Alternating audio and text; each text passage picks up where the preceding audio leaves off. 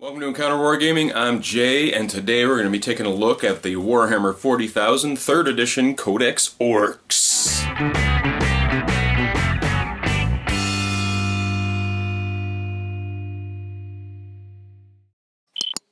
Alright, Codex Orks. So, as always, the Orks are, of course, my favorite race. Always have been, always will be. I started in 2nd edition playing Orks, and now we're looking at 3rd, and this, I gotta say, was a massive aesthetic overhaul, for lack of a better word, of the entire Ork line.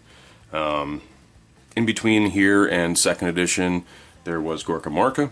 You can go back and check that out right here. I went through the Waagh'hammer books, as well as the 2nd Ed Ork book, right there, just to see the difference between these Orks and those Orks. So, of course, like I've said so many times in this series when we've been going through this 3rd edition stuff, this is kind of the evolution of the game, right? The evolution of the aesthetics, the rules, and because Waagh'hammer really changed the aesthetic of the Orks quite a bit, they in fact completely redid the Orks, made them much more serious, much less goofy, much more badass. I mean, they're still equally goofy, and in fact, nowadays in 8th, they're probably the only comic relief left in 40k. Most of it's pretty serious, with the exception of the Orks. They're just always a fun time, right? So this is when they came out with those new plastic Orks. I should say our current plastic Ork models. Now the kit has been improved since this time. Like I say, they've added heavy weapons, they've added knob pieces to the sprue, but the basic sculpt is still the same. Orks is an Orks. Yeah, so without further ado, let's just get into it. So, first of all, awesome cover art. That looks absolutely amazing. Again, big improvement from the 2nd Ed art. Much more serious, like I say, much more Mad Maxy. Sort of more, what do I want to say? I don't want to say uncivilized, but in 2nd Ed you'll notice a lot of the aesthetic. They have very finely built armor, they have normal weapons, just like human weapons. Here they could really go for that sort of scrap heap kind of look to the Orks, and that's when it really started, is in this edition. Well, I guess it started with Waagh'hammer, but it really started with this book. So, anyway, that's the new Orks, that's the new aesthetic, or at least was in 3rd edition. So, I gotta give Andy Chambers props for this one, because this book is by Andy Chambers. I remember seeing a few of his battle reports in the 2nd Ed stuff even, and how his army looked very junky, very Waagh'hammer, very sort of 3rd Ed, for lack of a better word. And as you can see here, there's the new plastic Orks. At the time were new anyway. Still the old buggies, which sadly only got replaced just this past month. Silliness. Why they waited 30 years to replace this buggy, I don't know.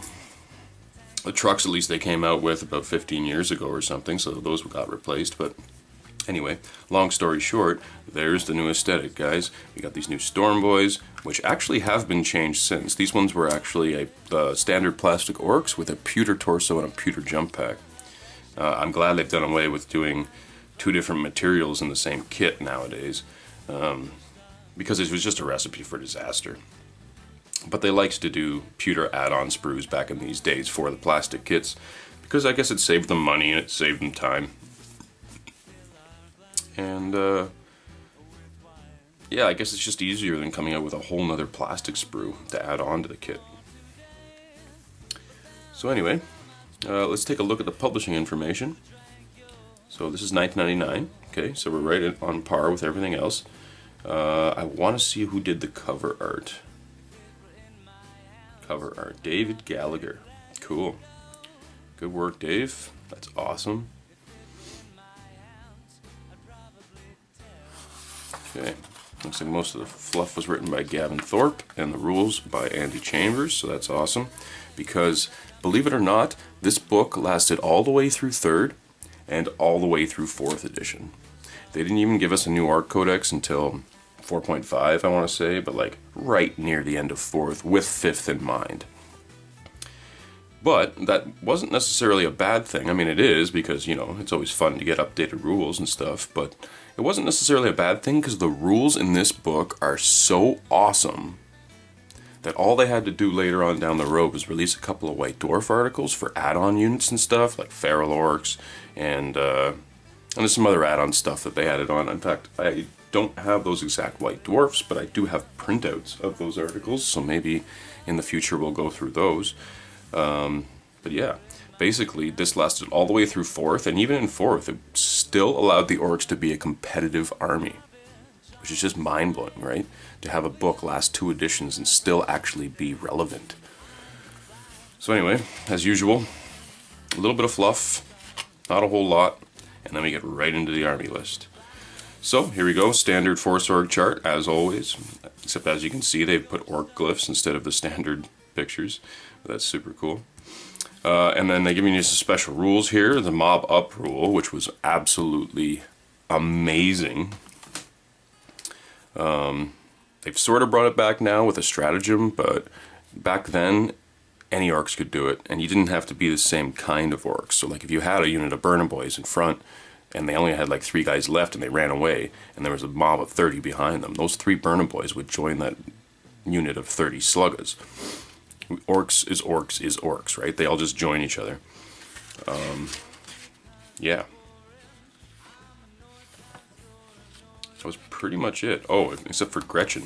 Gretchen provided you a cover save, and in fact, if an orc unit was going through a piece of terrain at the same time as a grot unit, they could actually ignore the effects of being slowed down by difficult terrain, just simply by throwing the grots into holes and like stepping on them, walking over them. It's pretty funny, but awesome nonetheless. There's your armory. Standard stuff we're used to seeing. Still the same stuff we have nowadays. Yep, ammo runs. Bionic bonds. So here you go, it's a bionic head. Bionic arms, cyborg bodies. Cool. Yeah, not really anything to really just explain off the top, because we still have all of these weapons today, which is wicked awesome. I mean, with the exception of a couple of the like bionic bonds doesn't exist, and yeah. Other than that, heavy armor. I guess there's no heavy armor anymore. You used to be able to give it to your characters. Now it just automatically comes. And in fact, for your units, you can't really have units of heavy armor orcs anymore, but for 2 command points, apparently now in 8, you can turn any unit into Art Boys, which is interesting. So a different way to look at it, but still. So your HQs, standard HQs. Now, what they've got here is the war boss, and in fact his bodyguard, being Knobs of course, you could actually add a mech boy and a mad dog into his bodyguard, which was super cool. Of course the war truck is the standard transport, as well as for your boys. Yep, and our second HQ, so war boss just says war boss, doesn't say 0 to 1, so I guess you didn't have to have a war boss. I thought it was 1, because they usually do these 0 to 1, 0 to 3, what have you. I thought War Boss said 1, but I guess I was wrong. I thought you had to have 1 War Boss, but I guess you don't. You could have an army led by a big mech who was a bodyguard of mech boys, which is interesting, because now mech boys are an elite's choice, and the big mech, of course, is an HQ choice. And then Pain Boss, which I don't think we have anymore. No, we don't. We don't have an HQ choice that's a Pain Boy.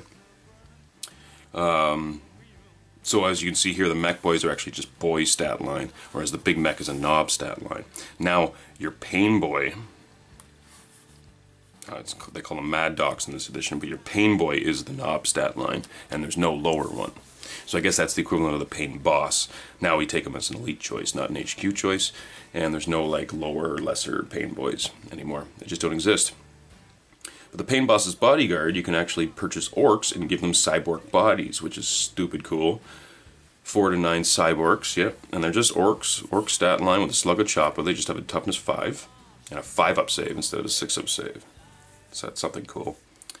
Some cool little personality that they put in there. I wish we could still do that kind of stuff. Have a unit of orcs with cyborg bodies. That would be wicked cool. So for your elites choices, We've got the ones we're, again, used to seeing, except for the Ard boys. Like I say, we don't have Ard boys anymore. Now we just have basic units of Orks, and then for like 2 command points, you can upgrade them to Ard boys. Especially if I think it's if a vehicle gets wrecked nearby, they can like scavenge the vehicle and like put armor plates all over themselves and become Ard boys. But even in this edition, they were an elite choice, of course, and yeah, they're just Orks with a 4-up save. I mean, there's really nothing to explain there. They don't have any other additional special rules or anything like that. Yep, it says here 3 of them can have a big shooter or rocket launcher, just like a normal boy unit. They can have frag and crack stick bombs. One might be upgraded to a knob, but we can choose from the armory. So there you go. Commandos, again, just standard Ork stat line.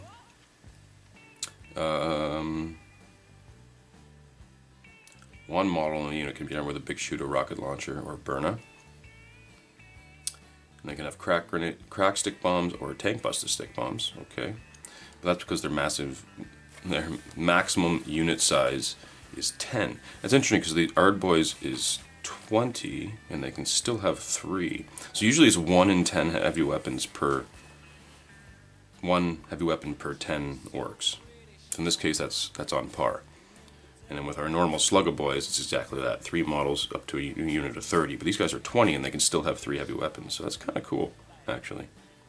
Storm boys, for some reason, are elites. That's interesting. I would really expect them to be... Huh. Interesting. I would have expected them to be in the fast attack choice, but hey. And they're just jump packs. Move 12 inches. Nothing special. Oh, sorry, I was still talking about the commandos. Of course, they have infiltrate on top of the normal, just being normal Orks, but they can sneak through cover quickly, so they roll an extra dice when moving through difficult ground. That's pretty cool. Over here we have Scar Boys, which were, I guess, are a remnant from second. There was no Scar Boys after this codex. It appears to me that they are... they're Orks with a strength of 4. So back in this edition, and many editions to follow, Orks had a strength 3. I'm so happy that in 8th, when they came out with those original indexes, and of course they've kept it, that they've given a basic Ork a strength 4. It makes all the difference in the world. The fact that they gave him strength 3 in this edition always bothered me. Even back then, it was just like strength 3. It's fine when fighting things like humans and Eldar, but as soon as you start fighting Space Marines or Necrons or anything else, pretty much, strength 3 is lacking. An Ork should not be strength 3. It's just dumb. They're going to be way stronger than a human. I would put them equivalent to a Space Marine, so why wouldn't you give them strength 4? You know, just up their points a little bit. Anyway, Scar Boys, 5 and 20, armed with Shuda or Slugga and Choppa. You may have a mix. 3 models can be armed with the big shooter, rocket launcher, or burner. Of course, standard frag and crack stick bombs. One may be upgraded to a knob. So yeah, they're just Orks with +1 strength. Other than that, they're exactly the same as every other mob Orks. Except once again, unit of 20 gets 3 heavy weapons. Interesting. And Flashgits, again, unit of 20, automatically armed with a Shuda. Now, back in this edition, what I did is I actually converted all my Flashgits. They were just basic Orks, and I gave them all Storm Bolters. Now, this is before the Shuda was an Assault 2 weapon. Back here, it was a rapid fire weapon, so it was just basically an Ork bolter. And then what you'd do with the Flashgits is you'd upgrade their Shuda to have something special. So I would make it so I'll just read them all to you. Shootier is +2 points per model. Just gonna tell you here what they do. Oh man.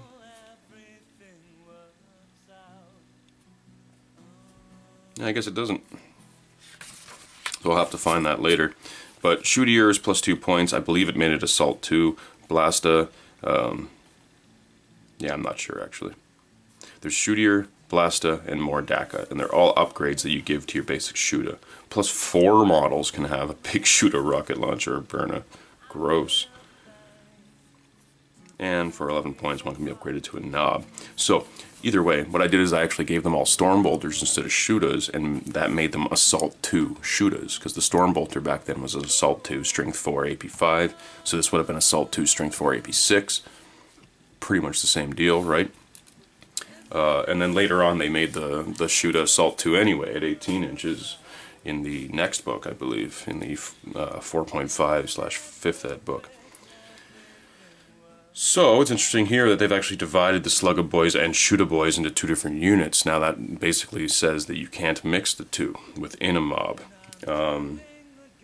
Now they're just orcs, and you just choose, you know what I mean, whether they have Sluggas and Choppas or Shootas, much like the Scar Boys here. It says either a Shoota or a Slugga and Choppa, and you can mix.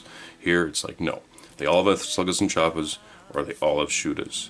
And of course, the standard 3 heavy weapons and knob upgrade. Now, this is interesting. For the other troop choices, we have things like stick bombers, which is not even a thing anymore. But it's interesting because you can have 30 orc boys with a Slugga and close combat weapon. That's interesting to note. Not a Choppa, because back in this edition, Choppas, they weren't just normal close combat weapons like they are now. What they did is if you had an armor save greater than 4+, it reduced it to 4+. Crazy, right? So the stick bombers, they just have normal close combat weapons. They don't have Choppas. But 10 and 30 boys, standard 3 heavy weapons per unit, and they just automatically come with frag and crack stick bombs. Right, because your normal boys couldn't have grenades. Yep, that's right, they can't have it. All the elite orcs can have frag and crack stick bombs, but the Sluggas and Shootas don't get it. So I guess they introduced the stick bomb, as you can just have 2 units of orcs that actually have frag and crack stick bombs. But they lose their Choppa. 10 points a boy. Okay, your basic orc is 9 points a boy. That's crazy. It's way too expensive. Then we got Burna Boys. The awesomeness, as always. I love Burna Boys. I always have loved Burna Boys. I have a whole bunch of Burna Boys, and I haven't used them in like a decade because they just suck now.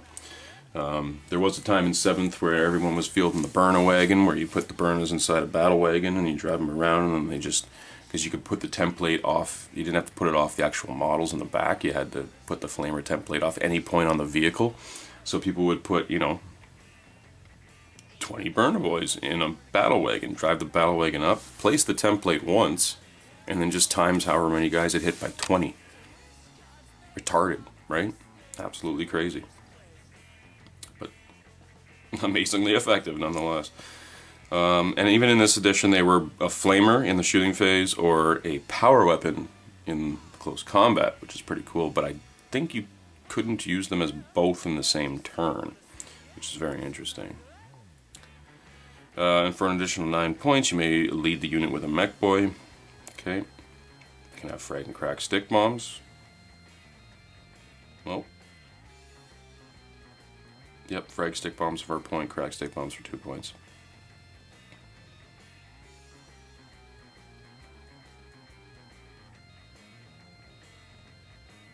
What? The mob consists of 5 to 10 boys, slug and chop up to 4 models in the mob may be armed with a Burna.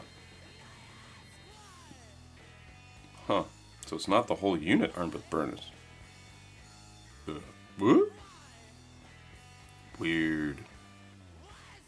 Huh. I guess when they took Burnas out of the normal orc units, because you can see here with all the other ones, you can take a Burna as a big shooter, a rocket, or a Burna as your special weapon / heavy weapon in the orc units. So I guess the only difference is Burna Boys get 4 Burnas per unit. Much like a Devastator squad. Or a Havoc squad would get 4 special weapons per unit, right? Then we got Tank Busters, of course, which are, again, just basic orcs with tank buster mobs. And the only heavy weapon they can have is a rocket launcher. They can't have big shooters. They can't have Burnas, just rockets. And tank buster bombs. And yeah, knob upgrade. They have a special rule called Tank Hunters, which means they always pass tank shock tests. Oh, tank shock, I remember those days. And they add +1 to all their penetration rolls. Cool. Now here we go. Now we're getting into Grots. or Gretchen mobs as they call them here. Consists of 1 slaver and between 10 to 30 Gretchen. They're all Grot Blastas. Now, here's the special rules I was talking about. So, Living Shield. Orcs are adapted using grots to draw enemy fire. Any orc mob which is shot at through a grot unit claims a 5-up cover save. Each saving throw made by the orcs means one of the grots has been removed as a casualty, though. Like, he literally jumps in the way. Crazy. Better footing, that was the one I was talking about with the difficult terrain. So orcs are also adept at using grots to clear paths through difficult ground, sometimes by the simple expedient of stepping on them. If a grot mob is in difficult ground, any orc mob moving through the same difficult ground may re-roll the dice to see how far they move. Oh, I thought they just treated it as clear ground. Still, that's handy. Mega Armored orcs may not use this benefit, as this grot would just splutch. Splutch. And they also use them for mine clearance. This is a cool one. Grots are sometimes charged across minefields to make the mines safe. Before the orcs have to cross. If a grot mob moves into the minefield, take 3d6 grots as casualties and then remove the minefield marker. There aren't enough grots in the mob to satisfy the casualty quota. The minefield remains in play. And the grot mob is wiped out. Oh, so if you have less than the 3d6. Interesting. So I guess that's not worth doing. If you have... what's the average on 3 dice? 10? If you have less than 10, it's not even worth trying. Alright, now in fast attack, we have truck boys. So, it doesn't look like the normal boys could be given trucks. Nope. Of course, your war boss and his retinue can, but your fast attack is truck boys. So, if you wanted to have orcs and trucks, you had to purchase a fast attack unit. That's interesting, instead of just giving a dedicated transport to the troop unit. And other than the fact that they're in a war truck, they're exactly the same as a normal unit. 10 boys. One of them can have a special weapon. They can have a knob upgrade. Nothing special. Truck is 30 points. They have a special rule called bailing out. Truck boys have plenty of experience jumping on and off of their trucks and landing on their heads. So they will only suffer a wound on a d6 roll of 6 instead of 4+ if there's trucks destroyed right. It used to be they were wounded on a 4+ if you destroyed a transport. All the people inside were wounded on a 4+. I guess they're wounded on a 6 instead, so that's pretty cool. Then we got war buggies and war tracks. Now this is the edition where they made them the same thing. Later on down the road they started separating them, making tracks able to cross difficult terrain better than buggies. But in this edition they were exactly the same thing. They just condensed them all into one basic data sheet. And yeah, there's just an armored 10 fast open top vehicle that can be armed with either a twin link Big Shooter, a twin link rocket launcher, or a Mega Blaster, or a Scorcha. Oh right, Scorcha tracks, right. So yeah, I guess they put all 3 into one selection. Cool. And then war bikes. Fun, fun, fun. Look at that picture of the war biker. And I still have a bunch of my old second ed war bikes, which at the time I actually put the Waaghhammer orcs upper torsos on them. Because if you were around back in these days, you know that the driver that came on the orc warbike model, there was only one orc warbike model. One plastic model, the driver was very static, and it was the same driver right across the board. But Waaghhammer released, I don't want to say they're like the current orc aesthetic, but somewhere between the second ed and this edition's aesthetic of Orc Boy. So they were smaller, like the second ed orcs, but still shirtless and muscular like the third ed ones. So what I did is I just cut them off instead of putting the upper torso on the normal plastic one, I used those orc torsos from the Waaghhammer boys. Just adding up some variety, because I didn't want all my bikers to look exactly the same. And in fact, I still use those bikers today. I haven't found a need to replace them. Now, the new orc war bikes look way better, for sure. And I shouldn't even say new, because they themselves are like 10 or 15 years old now at this point. Jeez, I'm getting old. Yeah. But I still use them because they're just nostalgic and they're fun, and I really like my war bikes. I think I only used them like twice in 7th edition, because you know, I would get them to outflank and stuff like that, and they weren't holding up. So I hear Warbikes are a lot better now in 8th, so I'm planning to bust them out and give them a shot once again in 8th edition. But as far as 3rd edition, you'll see in future battle reports my almost said buggies, my bikes, and they are very 3rd edition. But they are the 2nd ed bikes. Like I say, they didn't actually come out with the 3rd, or with the, what we know nowadays as war bikes, until like 3.5, actually no, I think it was 4th. Yeah, it was when they came out with the 4.5 book, anticipating 5th ed. They had just come out near the end of my time at working at Games Workshop, so yeah, I would have been the beginning of 5th. Crazy. So, of course, there was no DACA guns back then. They were armed with a twin-linked big shooter, so 2 big shooters, one on each side of their thing.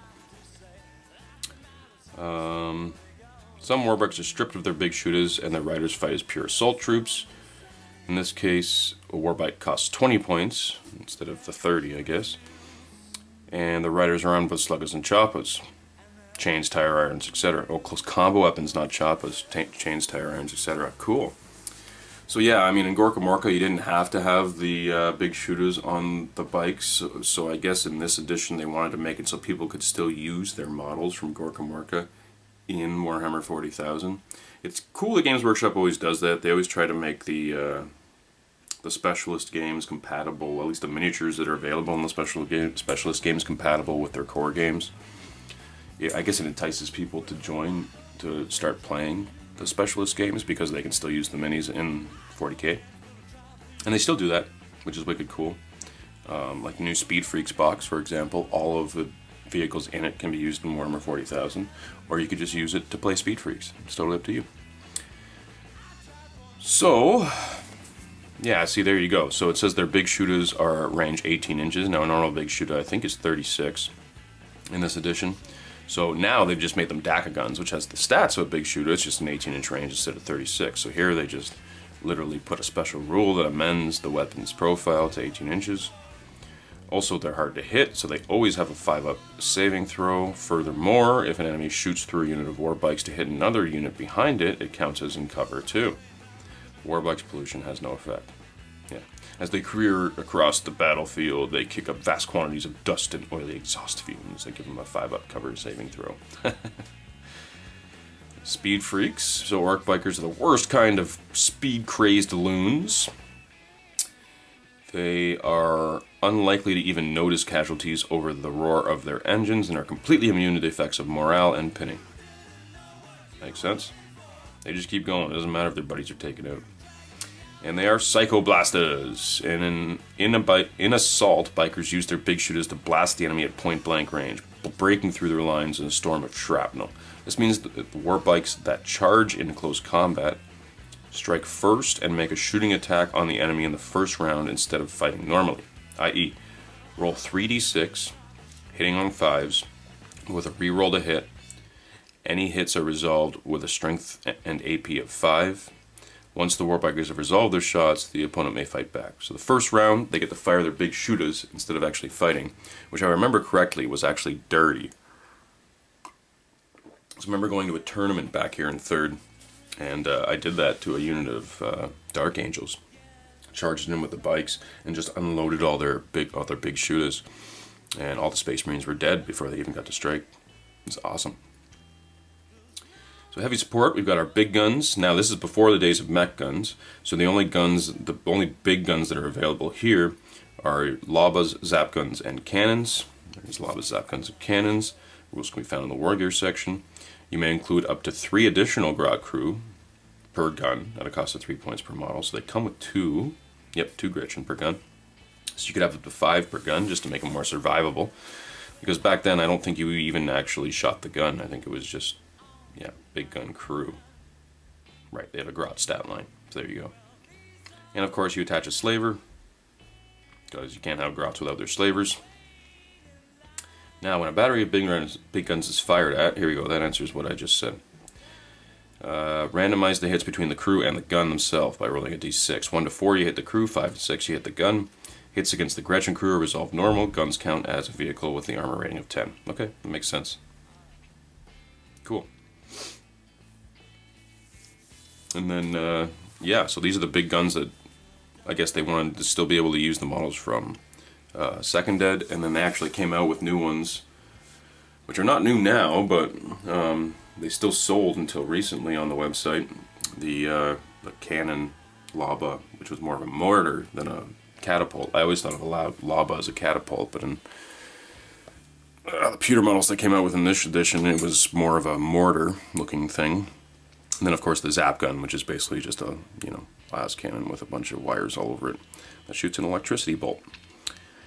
So now in 8th we had big guns and mech guns, because in 7th they had the mech guns, which are just even bigger big guns. And now that they've come up with the new Ork book, they've completely done away with the big guns. I guess you could still field them out of the index if you really wanted to, but mech guns are better anyway, so especially now that they have the tractor cannon, which I was told in 7th was the best anti-flyer weapon in the game, so I built a couple of them because a lot of the guys in my club like to use flyers, and I think I used them in 3 or 4 games and I never once hit. I had 2 of them and they never once hit anything, because they had grot ballistic skill hitting on a 4+. If you hit the flyer, you didn't even have to hurt it. It would automatically like pull it to the ground, which would make them an amazingly good anti-air weapon. But you have to actually hit. Now in 8th edition, they've made them so they're an automatic hit weapon. Ew. So I can see a lot more people taking them, because really orcs don't have any other anti-air. I mean, we have the Liftadrapa, which is an automatic hit weapon as well, but its rules only have a Forge World index that was released at the beginning of 8th, and it's got a couple typos in it, so Forge World needs to get on fixing that kind of stuff. And we do still have Flaka guns in the Forge World index as well, on the big track and stuff, which are basically, you know, basically a Hydra. So I would say the tractor cannons are definitely more effective. But anyway, enough about 8th, we're getting back to 3rd here. So we've got Ludas. Now what Ludas are, they aren't what they are nowadays, because again, those Luda models that we have now came out in the 4.5 version, where they had the combi weapons again, like they did in 2nd. In this edition, they were actually able to loot from different races. So it's in the 5 to 10 Ludas, they all come with Shudas. Yep. Following squad types. Ludas are allowed to use options from the following squad types detailed in the Warhammer 40k rulebook. So that whole section in the back of the rulebook I showed you, where it had all of the unit entries, all of the army lists, you can actually take the weapon options of the units, these units. So a Space Marine Tactical Squad, a Space Marine Devastator Squad, or a Space Marine Scout Squad. Note that orcs with sniper rifles hit on a 4+, not a 2+. It's interesting. For Imperial Guard, they can take the weapons of an infantry squad, a fire support squad, or an anti-tank squad, which is kind of cool. So you could literally have like an orc heavy weapon team, much like the guards. So, for example, you might choose to use weapon options from an Imperial Guard infantry squad for your Ludas. This would give them up to 1 plasma gun, melt-a-gun, or flamer, up to 1 heavy weapon, which could be either a heavy bolter, missile launcher, or las cannon, autocannon, or mortar. Alternatively, a squad's options from any one army list may be used as long as both players agree. Oh, okay, so you could take them from Eldar or whatever if both players agreed. If not, then you can at least take Space Marine and Imperial Guard weapons, which is super cool. Yep, they have a knob for 11 points, just like everybody else. Now, looted weapons. If you roll a 1 to hit with a looted weapon, a hit scored on the unit shooting with the weapon instead of the target. Your opponent gets to roll a wound, etc. Template weapons score a single hit, not place the template. The Orc player gets to allocate any wounds, and they don't have to allocate to the model who fired the weapon. That's interesting. The oops, sorry mate rule. Oops, sorry mate. Literally, he's using this missile launcher and he points it backwards and explodes the orc behind him because it hits him in the face. Oh, sorry, mate. Good old orcs. And of course, this was the introduction of the Killicans. This was the first time we had Killicans, which are basically smaller dreadnoughts. Now what they did is they released a dreadnought model, which was actually considerably bigger than the second Ed dreadnought model. So they released smaller dreadnoughts, which you could use your second Ed dread as a can if you wanted to, or you could have cans. And in this edition, cans were actually crewed by orcs. So when I first built my cans, I built them with Sentinel models, and I put one of them with an orc sticking out the top of it. Then later in the, like I say, the 4.5/5th Ed book, they made them piloted by grots, and I'm not sure why they did that, but it was an interesting change. So yeah, that orc sticking out the top was kind of useless, eh? But yeah, again, I played Death Skulls, so I wanted to keep the Luda theme, and so my cans were Sentinels, and still are to this day. Yeah. But I mean, there's not really much else to talk about on these. The Dreadnought is your standard Dreadnought stat line, front and side armor 12, rear armor 10. Killican is just one below, so it's armor 11. Rear armor 10. Other than that, they are orc stat line, initiative attacks, all that stuff. You could up the Dreadnought's attacks by giving them additional close combat weapons instead of ranged weapons, which was totally worth it at the time. And last but not least, the Battle Wagon. Yep, armor 13 front. That's interesting, because I think in later editions they made them 14, because they wanted to make them equivalent to like a Leman Russ or a Looted Land Raider. But it was like 14, 12, 10 or something like that. Armed with 3 twin-linked big shooters, maybe upgraded one of the twin-linked big shooters to be a twin-linked rocket launcher or a Scotia for free.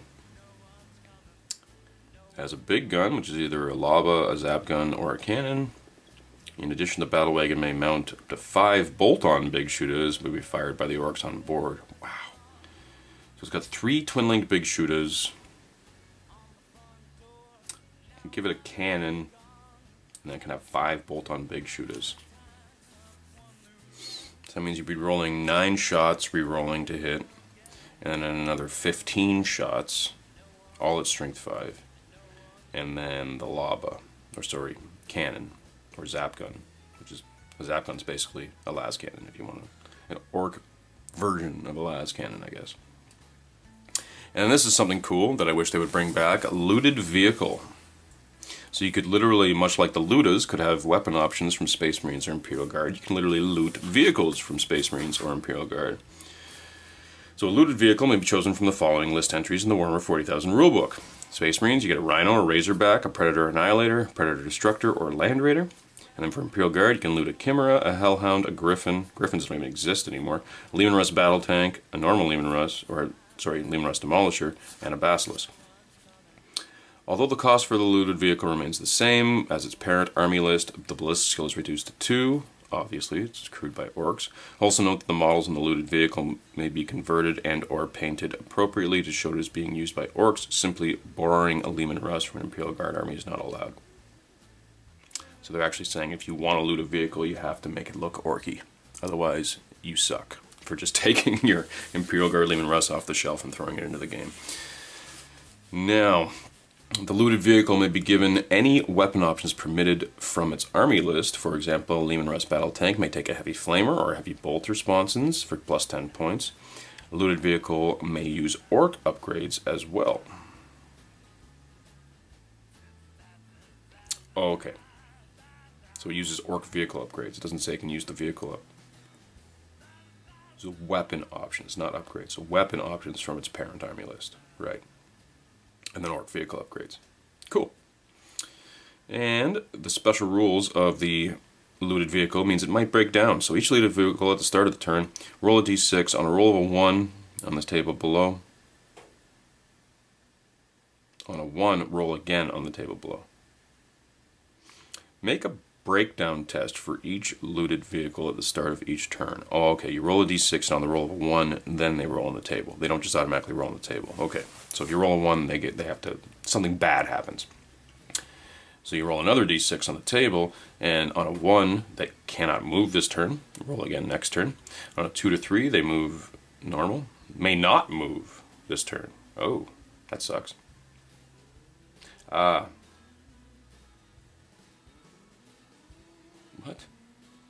Oh, so on a roll of 1, they can't move, and you don't test again next turn. You just automatically roll on this table again next turn. On a 2 to 3, they don't move, but you get to test again.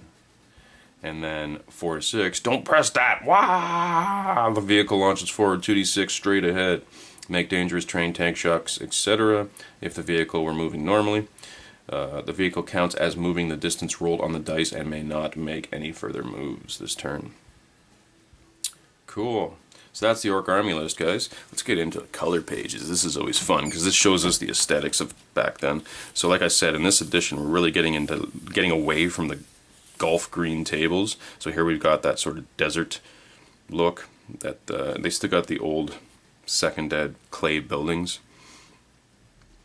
But again, this is the Waagh'hammer aesthetic that they were trying to bring into Orcs now. And in this edition, I was kind of upset about that at first because I had a massive second ed Orc army. But then when I realized how much cooler these models look than the second ed models, I had to completely rebuild my Orc army right from the ground up. That's okay because I have, how long have I been playing Orcs? At least 20 years, right? And at this time, 1999, so yeah, it's almost 20 years ago now at this point when I started rebuilding them. And I'm still using them, right? So it was worth rebuilding them because now here I am 20 years later and I'm still rebuilding them. Adding new things all the time. Now that 8th is out, it looks like I might have to switch my Orcs to 32mm bases, which I'm not incredibly happy about, but it is what it is. Once again, I'll probably be happier 5-10 years down the road once they're on 32s because they're just going to be that much. An Orc's too big for a 25. I completely agree with putting them on 32s. It's just means I'm going to get a lot less attacks at combat, but whatever, it is what it is. So here we go, just showing the new metal knobs, the new war boss. Again, that was the only war boss model for the longest time. Here we go. This I remember seeing this one in the second ed book. So that's what I'm talking about, that Waagh'hammer aesthetic.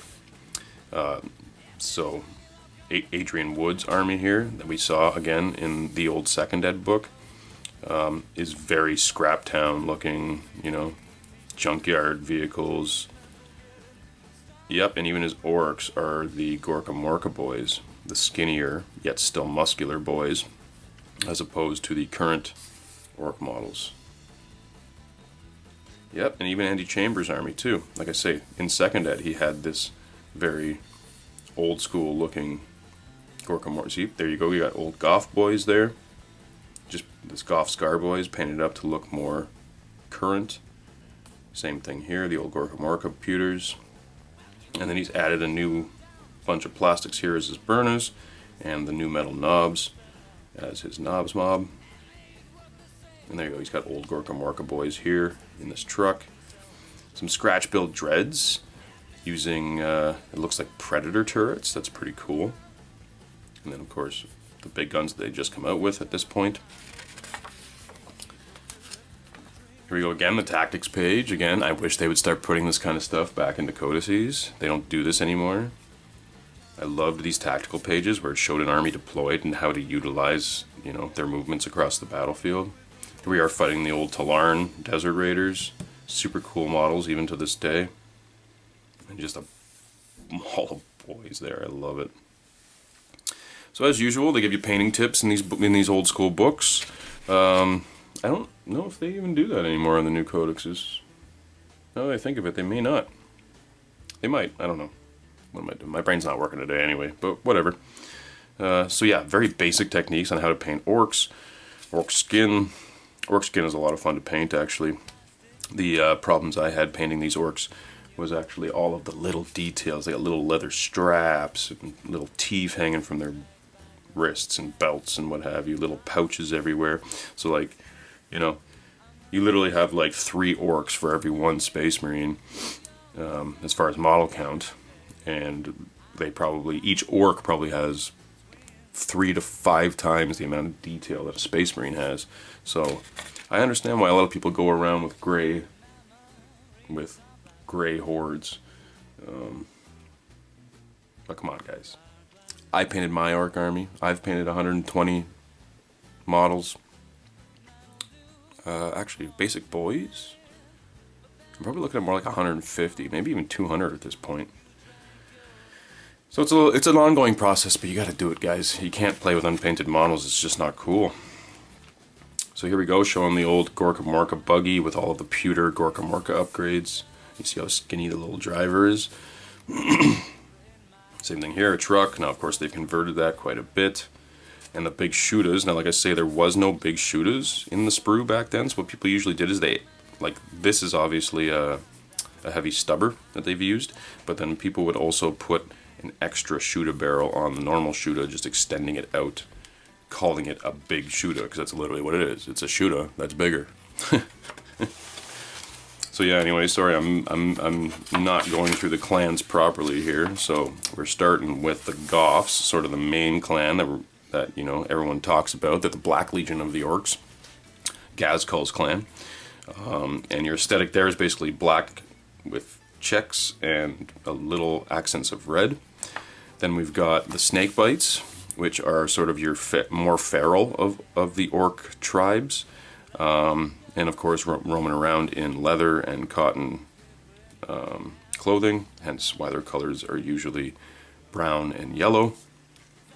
Only because they don't care about colors, they're just literally wearing leather.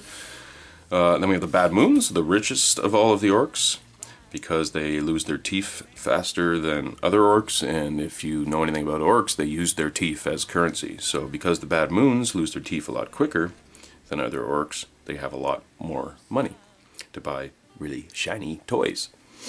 And of course their color is yellow. So here they just put accents of yellow, which I like. I'm not a fan of, a lot of people nowadays, they'll just do like massive amounts of yellow. And really it looks so much better when you just do little accents like that. You know what I mean? Even my Death Skull army, for example, their clothing is exactly like this. They have a bone-colored shirt, brown pants, dark brown boots, green skin, and then just little accents of blue here and there. Sometimes their bracelet or the straps that are on their, or like on their, I don't want to call them suspenders because they're not actually attached to their pants, but the straps that are around their chest, I did blue, little blue face paint here and there. You know what I mean? Just small accents, right? Like this. So there's the Death Skulls. As you can see, their clothes are still normal clothes, like they're brown and beige and what have you, and they've just put some blue war paint, a little bit of blue hair, a little blue bracelet. This guy's got a blue face paint again, that kind of thing. So the Death Skulls are the ones that loot everything. Now all orcs loot everything, but Death Skulls are especially crazy about looting stuff. So that's why in my army, pretty much all of their weapons, like I said, there wasn't big shooters in the sprue at this time, so I used heavy bolters. Make sense? My burners are flamers, my rocket launchers are missile launchers, etc., etc. So the blood axes, these are the ones that apparently first came in contact with humanity out of any of the orc tribes, or clans I should say. So for some reason like to imitate humans, which is interesting, so they usually walk around in camo. Apparently they've even been known to trade with humans and ally with humans, which is really strange for orcs. And of course we've got the Evil Sons, the Speed Freaks. Red ones go faster, so of course they put red on everything because it makes them go faster, and they are obsessed with speed, so that makes total sense. And then they actually inserted the freebooters in this edition. Instead of them being like back in Second Ed, they were literally orc pirates, so they were just they were like a separate unit choice, right? So in this edition they actually made them sort of a clan. They're not really a clan because they're orcs from other clans that have sort of gone away from their clan. And so they literally are just orc pirates, but here they've told you to paint them. They're just normal orcs. They've told you to paint them without any clan insignia. So usually even just white checks, white dags. Yeah, white lightning bolts, right? The orc glyphs. Again, the Second Ed book had much more variety of orc glyphs, but I guess these are the ones that they found are politically correct enough to keep, because if you remember going back to that video, there were some ones that a lot of people nowadays would not consider politically correct. So, moving on. There you go, there's the Pewter Dreadnought and the cans. A huge improvement from the second Ed Dread, or even the Rogue Trader one, which just looked absolutely retarded. And they've even redone this now since, so they obviously, Games Workshop doesn't produce pewter models anymore, so of course they come up with all new plastic kits for these, which I believe actually came out in that 4.5 book I was talking about, 4.5/5th Ed. There's the Warbiker I was talking about. So you see here the driver? That was the only driver that came with the model. So what I did is I took the Gorka Morka boys, like these, well these are even the War Track boys, like guys like this, and like, you know, I wonder if I can find a proper picture. Probably not, because they're trying to promote the new, at this time, the new Ork models. So anyway, I just switched up all the torsos, you know, a couple of the hands, so a couple of them had like revolvers or like spiked knuckles and stuff like that, just to add some differentiation. And it's just showing you extra accents. You can add glyphs, gubbins, a big wrench on the back there, just to make your stuff look cool and unique. And then conversions, as well as scratch build terrain. Another thing that Games Workshop leaves out of any of their books now. They never ask you to convert. In fact, it's to the point now where if they don't make a model kit for it, they haven't even put it in the rules.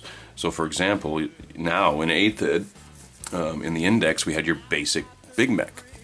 You know, you could give them a shock attack gun, or you could give them a custom force field.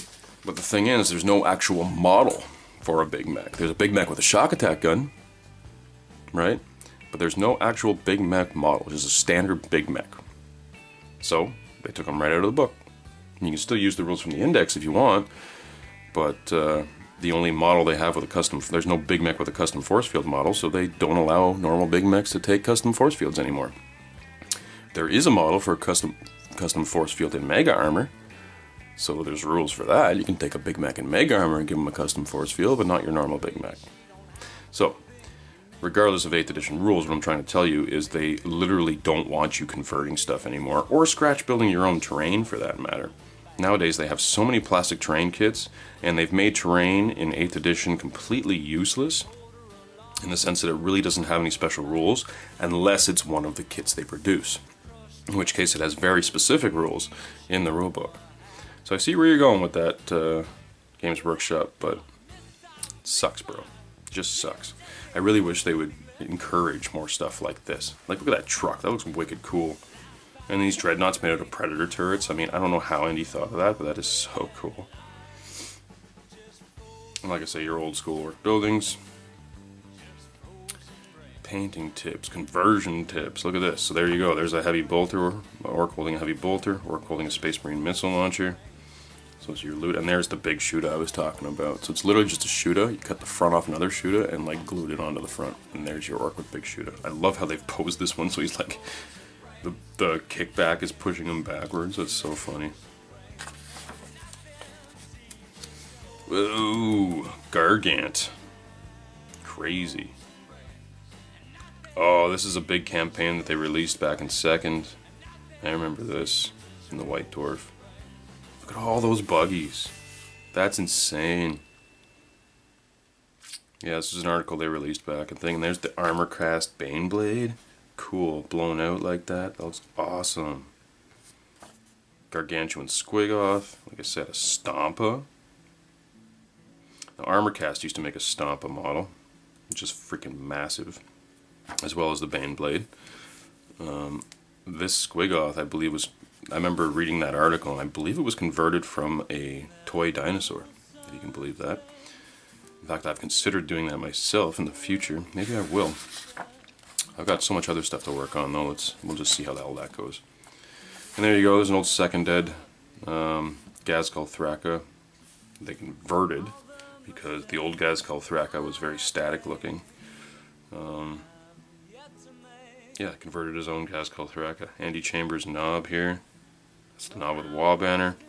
This is a weird ass Ork dreadnought. I'm not sure where that came from or why they did it like that, but still a cool idea nonetheless. There you go, a looted rhino with the tractor cannon in the back of it. That's kind of neat. Golden Demon winner, cool. And then a completely scratch-built battle wagon using the plastic bulkheads from Necromunda as the main part. A couple of fronts off the buggies. Cool. Of course, this Def Rolla is probably like a paint bottle or something like that. Leaving rust tracks. You got Grots hanging out the side here, working on stuff. That's super cool. I love how this guy's holding his shooter like a club. Why bother aiming it when I can bash guys over the head with it? Oh man. So here we go, showing the variety of orcs, typical growth patterns. So yeah, you got a boy, scar boy, knob, and then war boss is just massive with the little grot. You know, dwarfed in comparison to any of them. So here we go, orc war gear. There's a couple things I think I wanted to point out. Oh yeah, we wanted to find out. There we go, the customs for the flash kits. Oops, sorry I hit the camera there. So Mordaka. Mech boys spend much of their time tinkering with weaponry and make it more powerful or faster to fire. Mordaka customizing makes the Shuda or Slugga Assault 2 instead of rapid fire. There you go, that's what I was talking about. Or pistol respectively. Mordaka Sluggas may still be used in close combat, however a Mordaka custom job may be combined with a Shootier custom job to produce a Strength 5 Assault 2 Shuda or Slugga. Ew. Crazy. So yeah, Shootier, I guess is +1 strength then. Just as popular as Mordaka custom jobs, Shootier weapons use a larger caliber and heavier ammo to give more of a punch. A Shootier custom job makes a Shuda or Slugga strength 5 instead of strength 4. Gross. And the last custom job for the flash kits is Blasta. A Shuda or Slugga with the Blasta custom job has extra heavy-duty armor-piercing ammo, or is radically altered so that it fires a lethal energy bolt capable of burning through armor. A Blasta custom job gives a Shuda or Slugga AP3 at up to 12-inch range, increasing to AP2 if it's within 6, but a Shuda or Slugga with a Blasta custom job gets hot, just like a plasma weapon, so on the roll of a 1 to hit, the weapon scores a wound on the fire and normal armor saves apply. Cool. So it's basically a melt-a-gun that has the gets hot like plasma. Sweet. And yeah, is there anything else I wanted to point out from here? I mean, most of the stuff is what you would think it is. You know, your cannon is 2 profiles, frag and crack, right? Strength 5 or strength 8, either a blast or a single shot. Oh, Burnas. I wanted to show you guys that Burnas can be used as a flamer or a power weapon, I believe. Burnas are cutting torches used by mech boys for carving up vehicle wrecks and into usable chunks. However, a quick twist of the mixture valve and whoosh, the burner bursts out a blast of incinerating flame. A burner may be fired in the shooting phase with the stats shown below, so it's strength 4, AP 5, assault 1, template, just like a flamer, with the stats shown below, or in close combat as a power weapon. It may not be used to shoot and fight within the same turn. Right. Roll 2d6 instead of 1d6 for arm penetration against vehicles. Cool. So yeah, actually it's even got like the 2d6 melta rule against vehicles. That's pretty cool. Alright, moving on. See if there's anything else here really stands out that, you know, you wouldn't think would be, you wouldn't know already. Booge Choppa, there we go. So that's what we call a big Choppa nowadays, +2 to your strength, right? Also has the Choppa rules, so it reduces your armor save to 4+. If you have better than 4+. Mech Boys tools, repair vehicles, yep. It's all pretty standard stuff. Vehicle upgrades too, standard stuff. Spikes and blades, it's interesting. Close combat, suffers strength. Enemy infantry which try to attack a vehicle that has spikes and blades in close combat and miss suffer a strength 3 hit. War trucks may not be fitted with spikes and blades because the boys would get skewered when they jump off. Fair enough. That's pretty cool. They should bring that kind of stuff back. Or if you get assaulted and they miss, they get hit on you know, trophy polls and stuff. Alright, so a little bit of fluff, some awesome artwork. Cool. Now we're getting into special characters. This is usually the last section of all of the 3rd ed books. So we've got your big bad man himself, Waagh'll Meg Uruk Thraka. You have to have at least 2,000 points on the field to take him as an HQ choice. And once again, guys, in this edition, you had to ask your opponent's permission in order to use special characters, which is interesting. Now nobody cares. So he's got an adamantium skull, just like in 2nd. That's +1 to his toughness. When Waagh'll charges into combat, he gets an extra free headbutt against a model in close combat. The headbutt resolves an attack at initiative 4. Yeah, he's initiative 4 in his profile too. Yikes. Roll to hit is normal in close combat. Blow strength of 5. Model that suffers a wound with a headbutt is stunned for the rest of the turn and may not attack. Cool. That would be handy. You charge in there and hit that Power Fist Sergeant with your head before anybody else attacks so that he can't like just completely squish your boys. He's also got the power of the Waaagh. So Waagh'll has always been a mighty prophet of the Waaagh and is capable of rousing entire planetary populations of orcs into a frenzy of conquest and bloodshed. Once, during a battle, Waagh'll can unleash the power of the Waaagh, an awesome unconscious psychic energy of orc fighting. This can be summoned at any time, including during an opponent's turn, for the remainder of the turn, player turn. In all the following player turns, Waagh'll gains a 2-up invulnerable save. Wow. In addition, for the duration of the Waaagh, all orcs pass their leadership tests and morale tests automatically and recover from ping immediately. Orcs fighting in close combat double their initiative. Wow. Just as if they had charged past a mob-sized check this turn. Okay. Note that Grots never benefit from the power of the Waaagh, they're just too weedy. Waagh'll is a member of the Goth clan, army shaped by his prejudice. Any army including Waagh'll must have at least one mob of Scarboys. It may not include more than one unit of each of the following: commandos, burners, war buggies, war bikes, big guns, lootas, and looted vehicles. Okay, so just meaning that he uses less of all the other specialties and has to have Scarboys. Because in 2nd ed at least, the only clan that could have Scarboys was the Goths. In this, I guess anyone can, and now in 8th, I guess anyone can. Independent character, yep. And he may be accompanied by a normal bodyguard. Makes perfect sense. So the same entry from the War Boss entry in the normal army list. Now, War Boss Nazdrag. This is somebody they took out of the rules in the 4.5 and since. I liked Nazdrag Urdgrub. He was the Bad Moon special character who basically walked around in mega armor. Actually, I think Waagh'll was in mega armor too, but this guy actually looked like he was wearing mega armor, like the old 2nd ed mega armor orcs. And of course, because he's Bad Moon, he's got some badass weapons, so let's check it out. He's got a boss pole, mega armor, mega booster, stick bomb chukka, and a custom blast X. Weird. So the custom blast X is Nazdrag persuaded a mech boy to build a special custom blasta into his mega armor.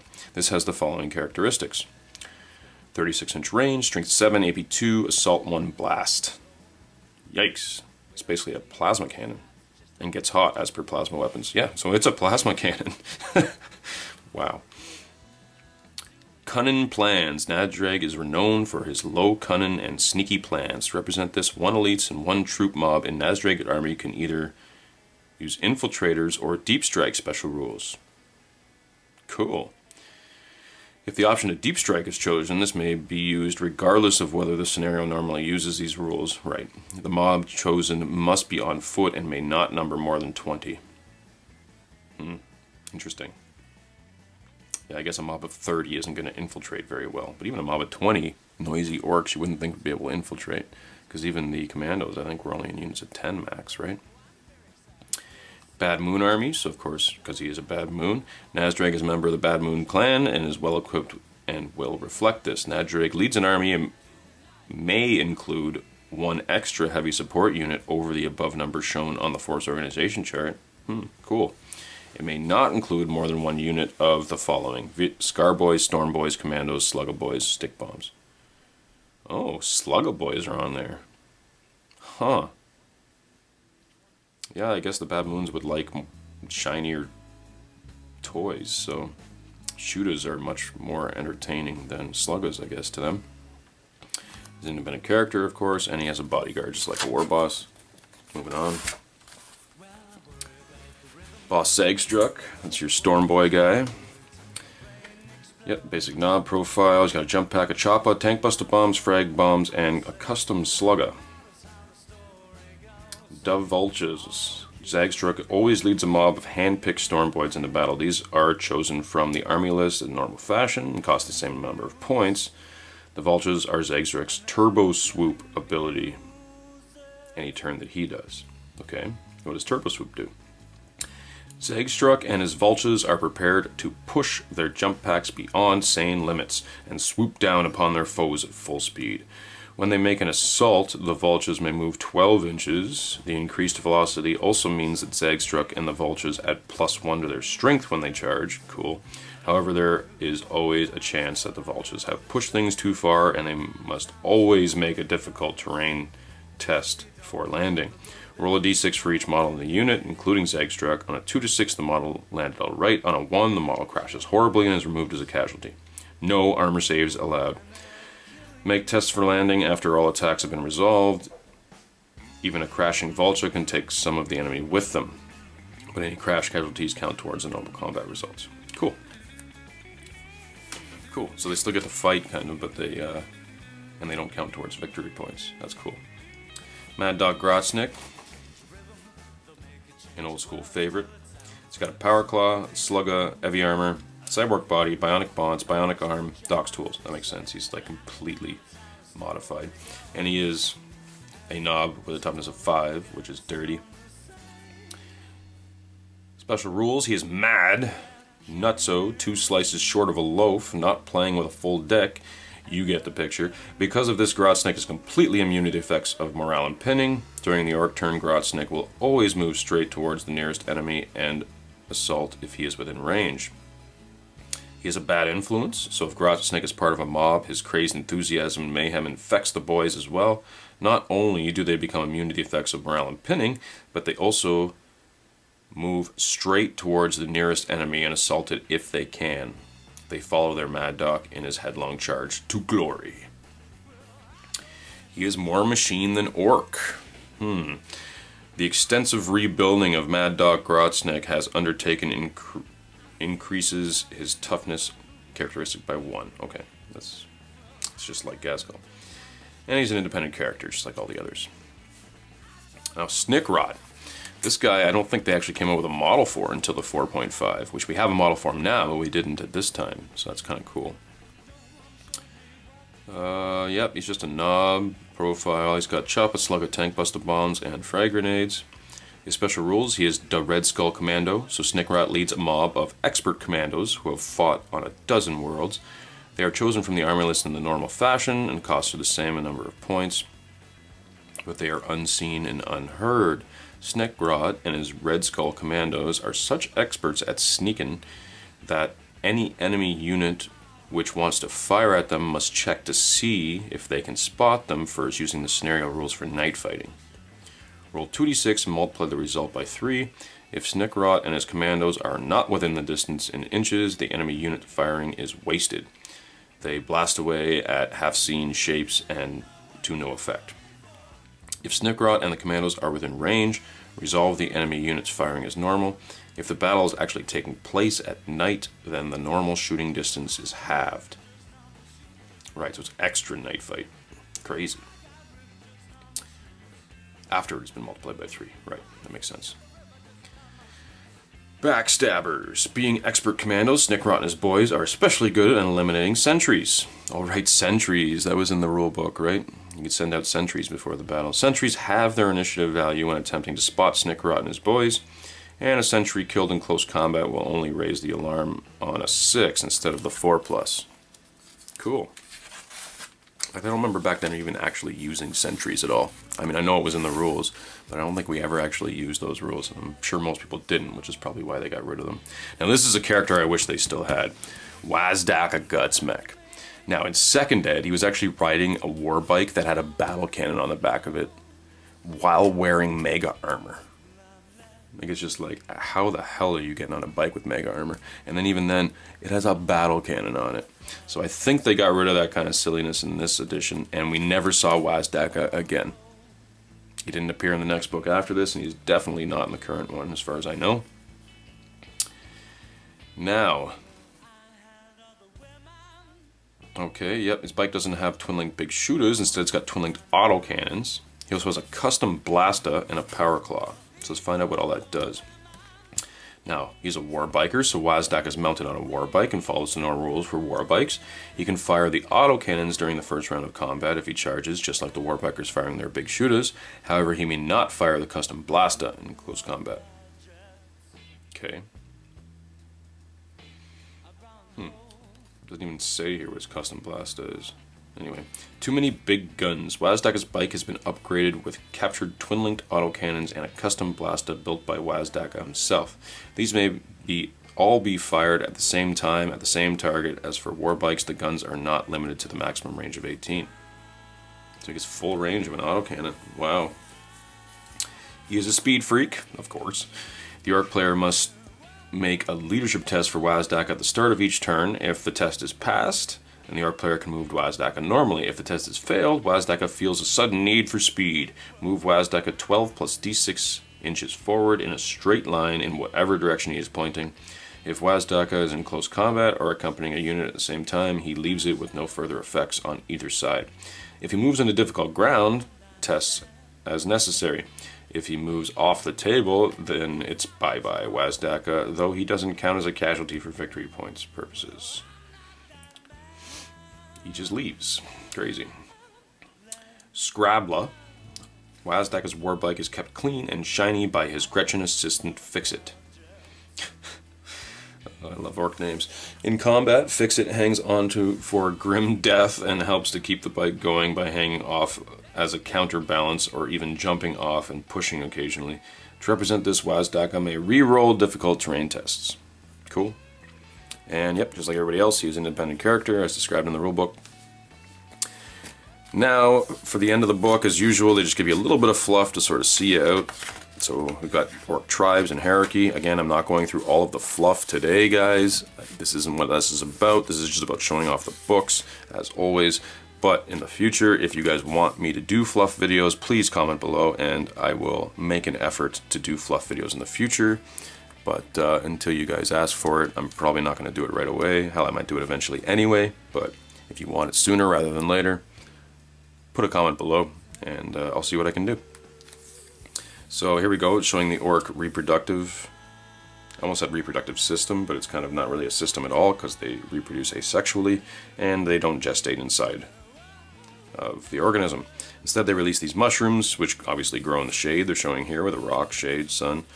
And then underneath, you get this little like womb that can either be a grot, a squig, or an orc. It's showing the orcoid DNA strand, which as you can see looks just like ours, except it's got this third strand, which is interesting because they are animal, fungus, and plant all at the same time.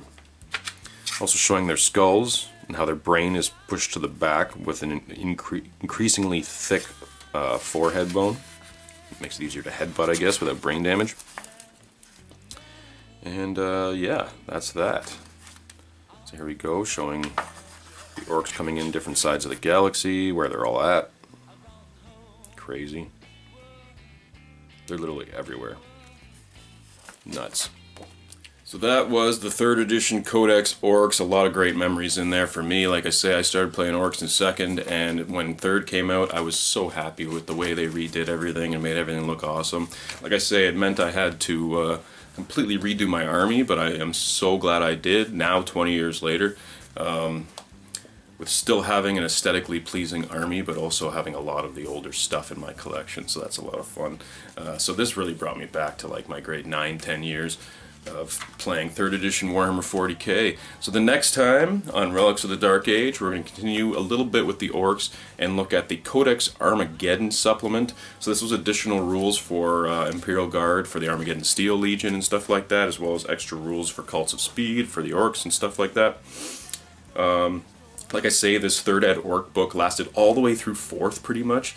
They didn't give us a new book till like right before 5th edition dropped. So the fact that these rules were so good meant that they were actually able to be competitive throughout 2 editions. Plus they added on this supplement. We've got a couple other White Dwarf supplements and stuff that got added on later until they finally coalesced in 4.5. So that is what it is. So that's what we're going to check out next week. If you guys enjoy this series, please hit the like button, hit the subscribe button, because then you'll know when these videos come out in the future. Plus, we don't just do this old school stuff. I mean, I loved showing you guys all this old school stuff because, you know, like I say, I'm an old hammer freak. And it brings back a lot of nostalgia for me. But we also do all kinds of other stuff, guys. We do terrain tutorials, hobby tutorials, we have battle reports, we have a podcast. We got a whole bunch of stuff going on. Plus, if that's not enough for you, you can also check out our Patreon campaign, where there is even more content for for stuff that we give to the patrons only. Just as a thank you for giving back. For as little as $1 a month, you get access to all that extra content. Plus, like I say, it helps us with just the expenses of running a YouTube channel, keeping the lights on, keeping our equipment updated, internet costs of terrain, and the various miniature games we're in and stuff. So, like I say, it's a win-win. You get to help us out a little bit, and we give you a whole bunch of extra stuff too. Plus there's a whole bunch of other perks on there that I haven't even mentioned, so please go to the description below and check out our Patreon campaign, and at least considering pledging to us. If you feel that you can't pledge to us every month, we do have a Spreadshirt page as well, so if you want, you can. That's also in the description below, and you can just purchase a t-shirt or a hat or a mug or whatever with our logo on it, and it just gives us a couple of bucks back, again, to help with operating costs, and that's pretty much all it is. So otherwise, just hit like and subscribe, and share this with all your friends, and we'll see you at our next encounter. Hey everybody, I'm Adam. And I'm Jay. We are Encounter Wargaming. And we wanted to celebrate hitting our 1,500 subscribers with giving some stuff away. What are we giving away, Adam? Fort Bane! Yeah. Alright, we're calling this the 2,500 subscriber Forge Bane giveaway, because that's the target we need to hit to give this puppy away. That's right. So the first thing you need to do is share this video, the video you are watching right now. And then click subscribe on YouTube. If you haven't already. That's it for one entry. And the more you share it, hopefully, the more people we can get to hit subscribe and hit that 2,500. Woohoo! But there are other ways to win as well. Tell them about it. Well, you can follow us on Twitch. That will also get you an entry. So you subscribe on YouTube, follow us on Twitch. On top of that, support us on Patreon for 5 big buckaroo entries. Crazy. So also all the people that already support us on Patreon, don't worry, you're also 5 entries. But also, you can hit subscribe on Twitch. Subscribing on Twitch will get you another 5 entries into the contest. So good, and all of this to say thank you guys for all the support. We appreciate it very much. We've come a long way, and it's because of you. It's true. It's been a wild ride, and thanks for all the support, all the help, and we want to give you some cool stuff as a thank you. Awesome. So hey, remember to share this video, and guys, I think that's it. So we'll see you at our next encounter.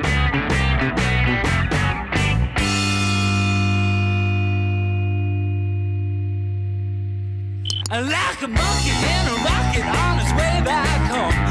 Okay.